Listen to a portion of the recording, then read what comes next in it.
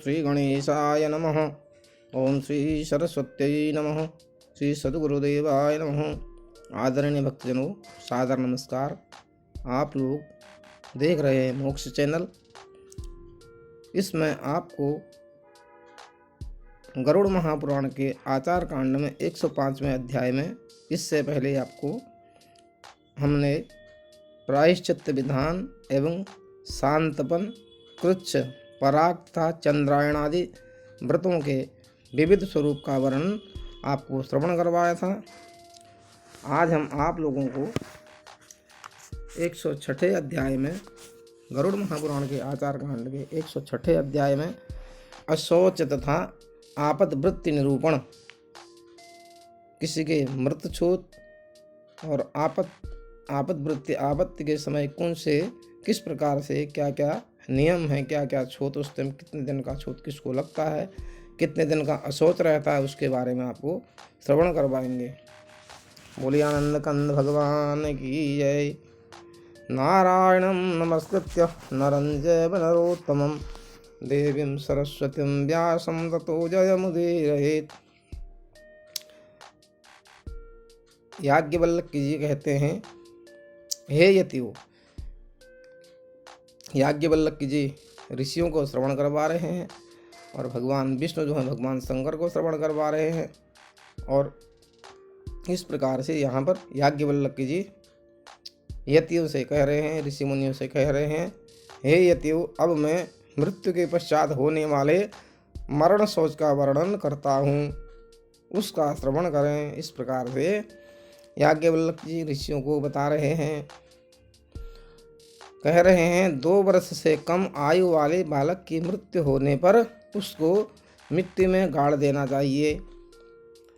उसके लिए जलांजलि न दें, उसके लिए कोई अंजलि वगैरह नहीं देनी है। 2 वर्ष से अधिक आयु के बालक की मृत्यु होने पर उसे सभी बंधुगण मिलकर शमशान भूमि में ले जाकर लौकिक अग्नि से यम सूक्त का पाठ करते हुए चिता में जला दें। इस प्रकार से 2 वर्ष के बाद के बालक के बारे में बताया गया है। यज्ञोपवीत होने के बाद मृत्यु होने पर सभी क्रियाएं अहिताग्नि के समान करें। जिस प्रकार से सबका क्रियाकर्म वगैरह किया जाता है, उसी प्रकार से यज्ञोपवीत होने के बाद सारे उसके कर्म क्रियाएं करें। मरण तिथि के 7वें दिन अथवा 10वें दिन के पहले अपने कुल एवं गोत्र में आने वाले परिजन अपनः सोसुचदघम मंत्र से, ये मंत्र है यम सूक्त मंत्र से, दक्षिण दिशा की ओर अभिमुख होकर, दक्षिण दिशा को मुख करके यथासंभव जो जितना भी हो सके यथासंभव घर से बाहर जलाशय पर जाकर जलांजलि दें। इसी प्रकार मातामह तथा आचार्य, पत्नी आदि की भी उदक क्रिया करनी चाहिए।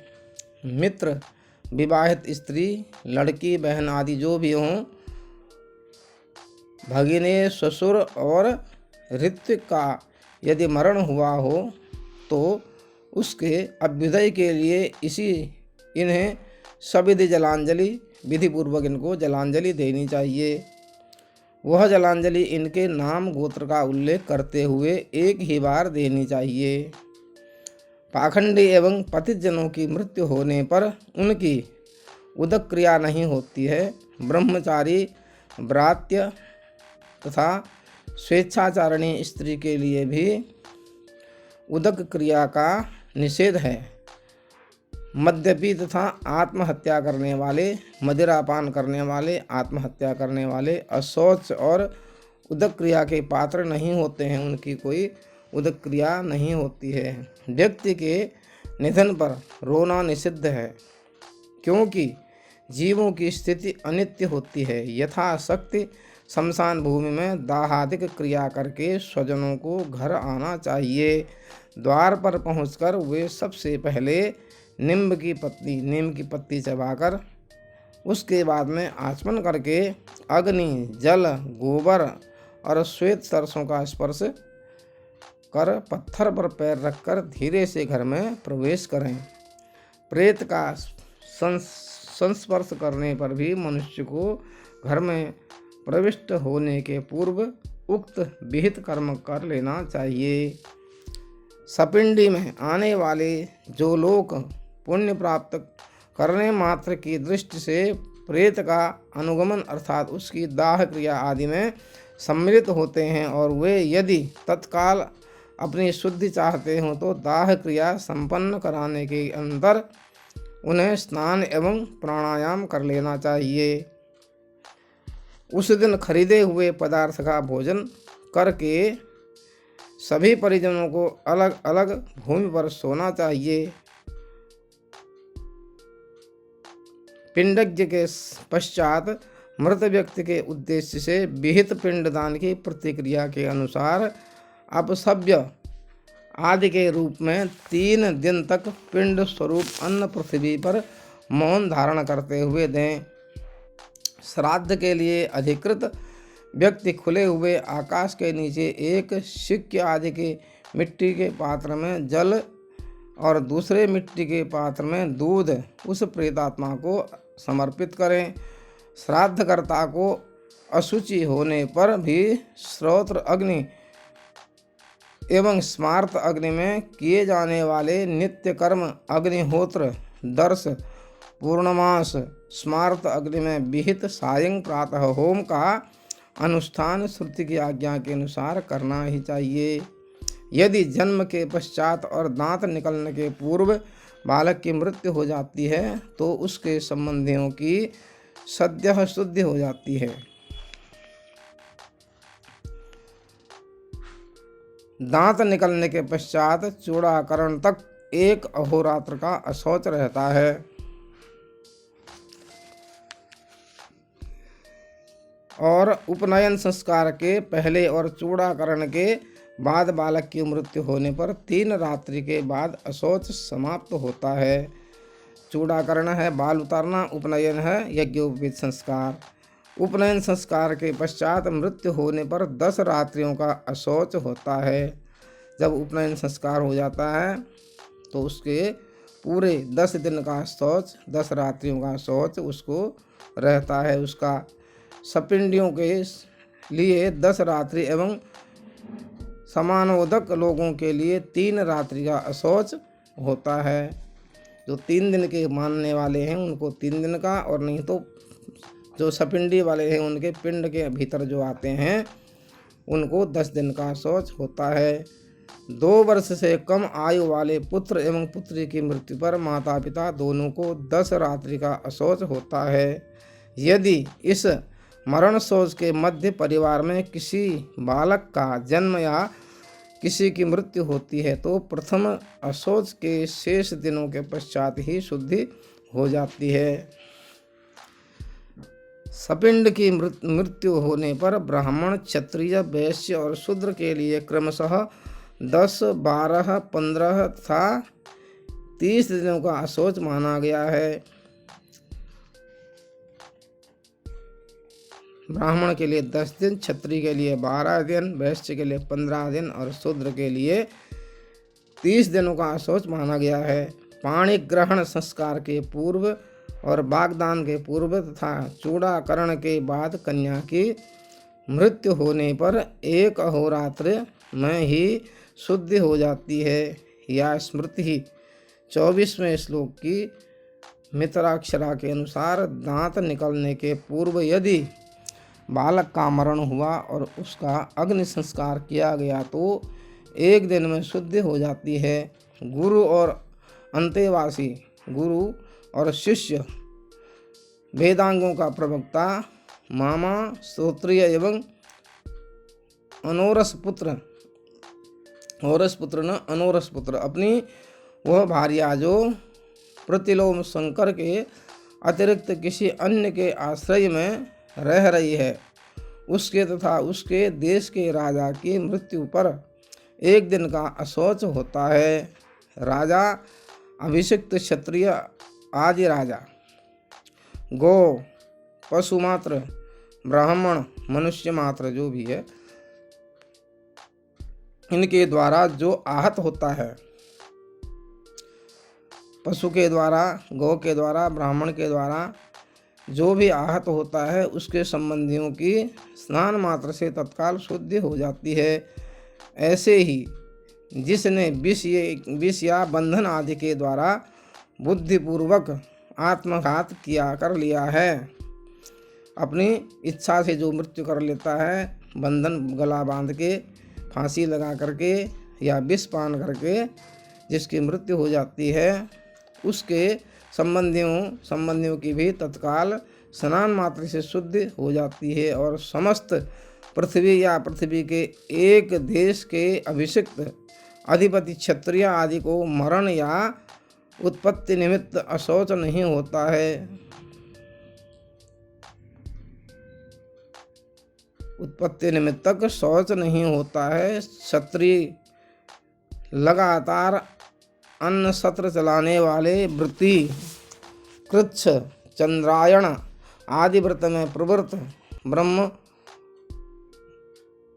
ब्रह्मचर्य व्रत में प्रवृत्त दाता, वह वानप्रस्थाश्रमी जो केवल दान ही देता है, प्रतिग्रह कभी भी नहीं करता है, जो संग्रह नहीं करता है, ब्रह्मविद सन्यासी किसी भी प्रकार के अशौच से ग्रस्त नहीं होते हैं।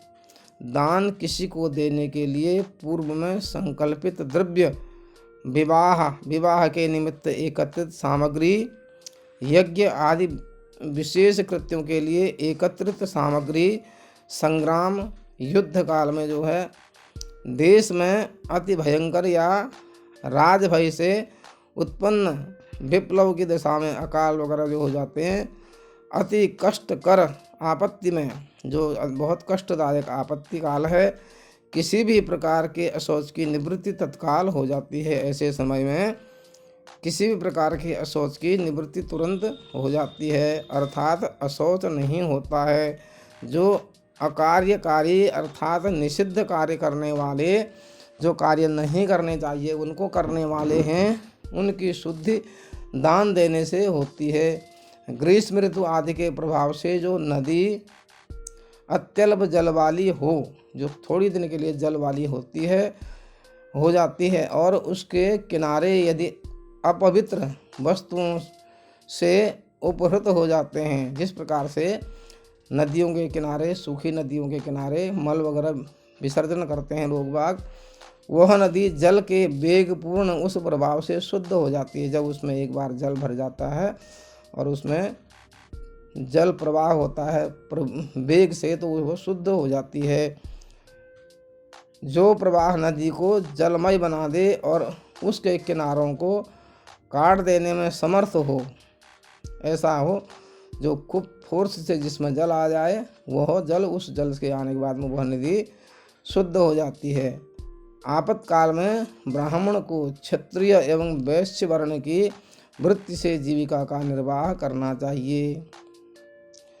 आपातकाल में ब्राह्मण को भी क्षत्रिय और वैश्य वृत्ति से जीवन अपना निर्वाह करना चाहिए, किंतु वैश्य वृत्ति करने वाले ब्राह्मण के लिए फल, सोमलता, क्षौम वस्त्र, सभी वस्त्र, बेत्र आदि की लताएं, औषधि लता, दधि, दुग्ध, घृत, दही, दूध, घी, जल, तिल, ओदन, रस, क्षार, मधु, लाक्षा, पकाया हुआ हविष्यान्न, वस्त्र, मणि आदि, प्रस्तर मात्र, आसव, पुष्प, शाक, मिट्टी, चर्म, पादुका, मृगचर्म, कौशेय वस्त्र होता है, लवण, मांस, नमक, मांस, तिलकुट, पिण्याक बोलते तिलकुट को, मूल और सुगंधित द्रव्य पदार्थों का विक्रय वर्जित है। इन चीज़ों को ब्राह्मण को,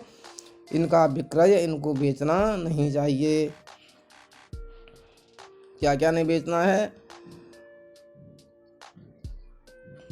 फल, सोमलता, क्षौम वस्त्र, सभी प्रकार के वस्त्र, बेत्र आदि की लताएं, औषधि लता, किसी कोई औषधि की बेल होती है, दही, दूध, घी, जल, तिल, ओदन, ओदन बोलते हैं चावल भात वगैरह, रस, क्षार, मधु, शहद, लाक्षा, लाख, पकाया हुआ अन्न, हविष्यान्न जो खाने योग्य अन्न है, वस्त्र, मणि आदि, प्रस्तर मात्र, आसव, पुष्प, शाक, फूल, शाक, हरी सब्जियां, मिट्टी, चर्म, मांस वगैरह, पादुका, मृगचर्म, कौशेय वस्त्र होता है, लवण, नमक, मांस, तिलकुट, मूल और सुगंधित द्रव्य, जड़ वाले जो पदार्थ हैं और सुगंधित द्रव्य पदार्थ होगा, इन चीज़ों का ब्राह्मण को विक्रय नहीं करना चाहिए।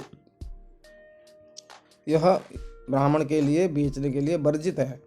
ब्राह्मण के द्वारा अपने स्रोत स्मार्त यज्ञ की पूर्णता के लिए अपेक्षित धान्य या अन्य किसी अति आवश्यक औषधि आदि की व्यवस्था के लिए अपेक्षित धान्य के बराबर तिल का विक्रय करके धान्य का संग्रह किया जा सकता है, किंतु आपातकाल में भी लवण आदि का व्यापार ब्राह्मण के लिए अवश्य वर्जित है। आपातकाल में भी ब्राह्मण को नमक इत्यादि का विक्रय नहीं करना चाहिए। आपत्तियों के कारण नमक आदि के अतिरिक्त ब्राह्मण अन्य जो कुछ हीन आवेश्य वृत्ति करता है उसमें वह उसी प्रकार निष्कलुष रहता है, जैसे सूर्य आपातकाल में ब्राह्मण कृषि एवं पशुपालन आदि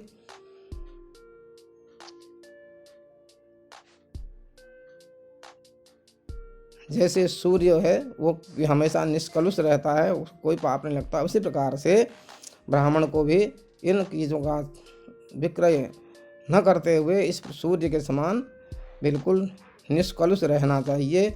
आपातकाल में ब्राह्मण कृषि एवं पशुपालन आदि कार्य कर सकता है, किंतु उसके द्वारा अश्वों का विक्रय त्याज्य है। पशुपालन कर सकता है गाय वगैरह का, लेकिन घोड़ों को पाल करके उनका विक्रय करना, उनको बेचना या खरीदना, क्रय विक्रय उसका वर्जित है। यदि किसी कारण ब्राह्मण कृषि आदि से भी अपने जीवन की रक्षा न कर सके तो 3 दिन भूखे ही रहे, उसके बाद ब्राह्मण के अतिरिक्त और किसी के यहाँ से केवल 1 दिन के लिए धान्य प्राप्त करे और आब्राह्मण्य से प्राप्त इस धान्य का उपभोग करते समय वह प्रकाशित भी करे कि मैंने आब्राह्मण्य से धान्य ले करके आज अपना जीवन निर्वाह किया है।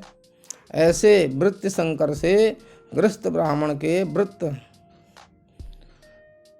कुल, रीति, शास्त्राध्ययन, वेदाध्ययन और तप आदि विशेषताओं को जानकर राजा का यह कर्तव्य होता है कि वह ब्राह्मण के लिए धर्म के अनुकूल जीवन यापन की व्यवस्था करे।